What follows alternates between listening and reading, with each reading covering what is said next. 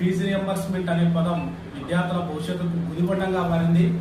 ఈరోజు ప్రభుత్వాలు మారినా పాలకులు మారినా విద్యార్థుల యొక్క విద్యలో ఎటువంటి మార్పు కనబడట్లేదు. దాదాపుగా మరి రాష్ట్ర ప్రభుత్వం మరి ఫీజు రియంబర్స్మెంట్ బకాయిలు 4,000 కోట్ల రూపాయలు పెండింగ్ ఉన్నాయంటే నిజంగా ఈ ప్రభుత్వాలకు చాలా సిగ్గుచేటు.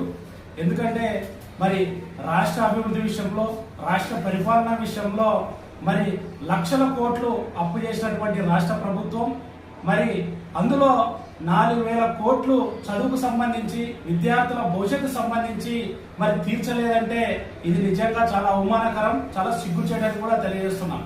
కాబట్టి ఈరోజు కళాశాలలో మరి ఎంతో మంది విద్యార్థులు వాళ్ళ భావితరాల భవిష్యత్తు కోసం ఉన్నత చదువులు చదివి మరి వాళ్ళు ఏదో ఒక రకంగా మరి భవిష్యత్తులో మరి వాళ్ళ జీవితాల్లో ఏదో రకంగా ఉద్యోగ అవకాశాలు సాధించాలనేటువంటి తపనతో పట్టుదలతో చదివితే మరి ఈరోజు రాష్ట్ర ప్రభుత్వం ఫీజు రియంబర్స్మెంట్ మరి ఇస్తానని చెప్పి మరి వాటిని పెండింగ్ లో పెట్టి ఇంతవరకే వాళ్ళకి ఎటువంటి ఫీజు రియంబర్స్మెంట్ బకాయిలు, పెండింగ్ బకాయిలు చెల్లించకుండా మరి ఈరోజు మరి వాళ్ళ ఉద్యోగ అవకాశాలు పొందకుండా రాష్ట్ర ప్రభుత్వం విద్యార్థుల జీవితాలతో చెలగాట పడతా ఉంది.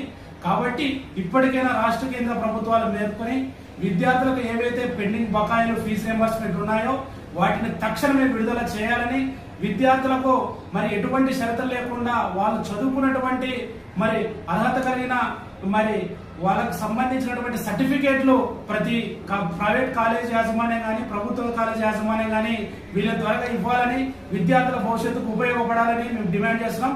లేని పక్షంలో మరి విద్యార్థి యువజన సంఘాలుగా రాష్ట్ర కేంద్ర ప్రభుత్వాలపై ఖచ్చితంగా ప్రజా వ్యతిరేక విధానాలు అమలు చేస్తే తిరుగుబాటు తప్పదని కూడా హెచ్చరిస్తున్నాం. జై రాయలసీమ.